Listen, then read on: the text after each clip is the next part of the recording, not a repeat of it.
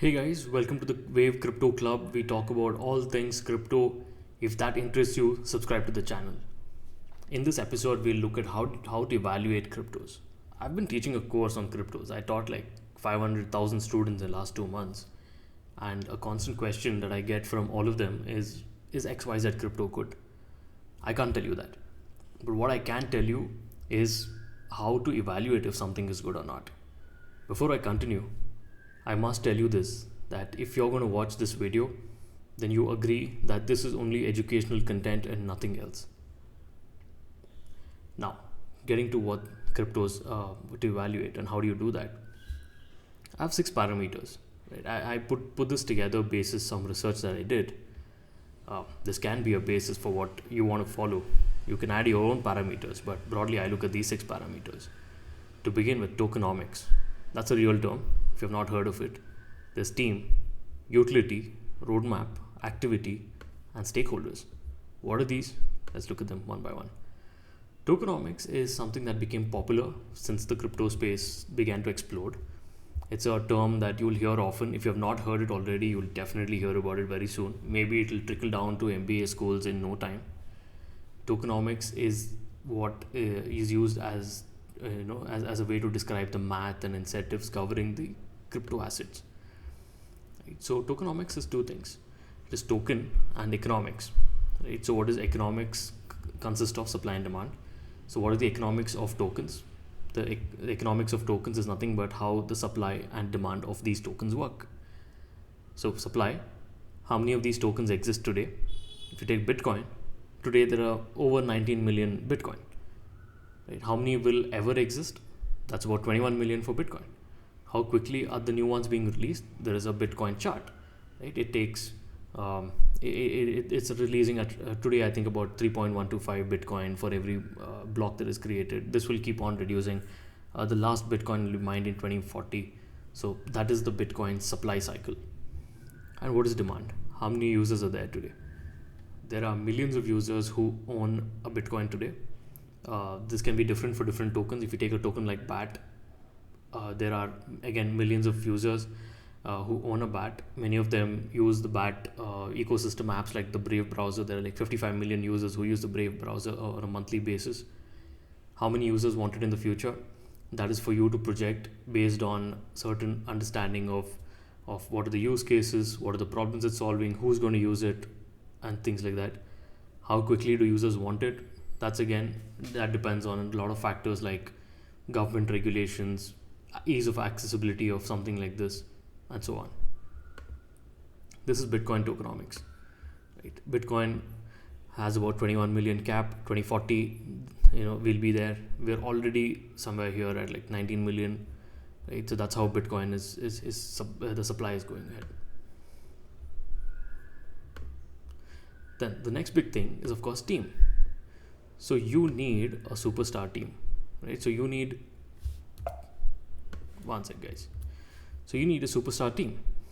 So you need people who, let's say, are at least like a tech veteran, if not a Web3 founder. Right? This is important because in the crypto space, you will see that a lot of people, a lot of founders are pseudonymous or anonymous. If you take the founder of Shiba Inu, one founder his name is Ryoshi. He is pseudonymous. The other founder is anonymous. We don't even know who he is. He doesn't even have a pseudonym, right? So it's important to know at least who the team is, so that you know they're not going to run away with your money. Then there's somebody who has some sort of an experience in the domain. Right? That is important. Unless a team has both domain expertise as well as expertise in technology or Web3 specifically, then that token might not really do so well. So this is something that you need to carefully evaluate. This data is available publicly, so you can search for that. Then there's utility. Great, you have a great team, you have great tokenomics, but what is this project going to be used for? Right? What is Bitcoin is nothing but a currency that Satoshi tried to create outside of government control. How many users are using it today? There are millions of users of Bitcoin. So you need to figure out what the utility of these tokens are. Then there's roadmap. So Cryptos are like early stage startups. They have certain products in place, but they're building most of it as you go along. And it is important to evaluate if do they have a rich product roadmap, and are they meeting that product roadmap? How closely are they meeting it? That is important, because unless they meet their product roadmaps, the product itself won't move forward. The use cases will not get unlocked. Maybe monetization will not get unlocked. So those are some of the important things that you need to consider. And then there's activity. So is anyone using it? Is social media covering it? Is the press covering it? Are the founders talking to, are founders talking to, let's say, other founders? Are founders talking to their users? Are founders having some sort of interaction with their community? Could be on Discord, could be on YouTube, wherever it is, some sort of activity must be happening. We don't want random people who created something and ran away. So evaluate this. The last one is stakeholders. So while there's a product that somebody's using it, great founder, etc., you also need great investors. Why? Because if you have great investors, these investors would have already done a due diligence. They have the resources to do a tech and legal due diligence, which you and I probably don't have that. So you can pay back on the effort that they put in. That's the ecosystem. Right? This could be, the vendors, suppliers, the people who are going to use this, etc. Advisors. Are there some great advisors who are helping the team, guiding the team? Most of these founders could be young, right? Could be in their 20s, could be below 20 for all you know. So are there enough good founders who are advising them to take this project ahead? Are there a lot of power users? Right?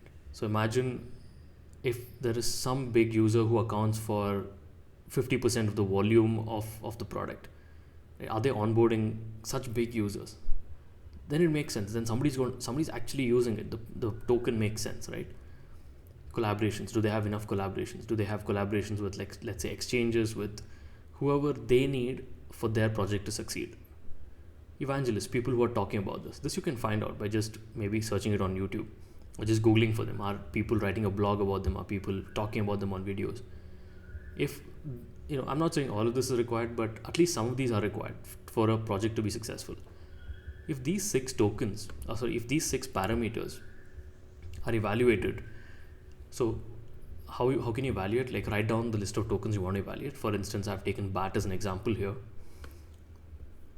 I'm just putting a 1 or 0. If something is great, it's 1. If something is not great, 0. Tokenomics, I think it was great, 1. Team, great, 1. Utility, 1. Roadmap, 1. Activity, 1. Stakeholders, 1. So rating 6 on 6. So you can keep a cutoff for yourself. That's up to you to decide. You can keep a cutoff of, let's say, 3 on 6, 4 on 6, or 5 on 6, or even 6 on 6 if you want to be really strict about the kind of token you want to invest into. So you can say that unless some token meets all of these 6 parameters or any other parameters that you define, only then I will invest into it. That's totally up to you.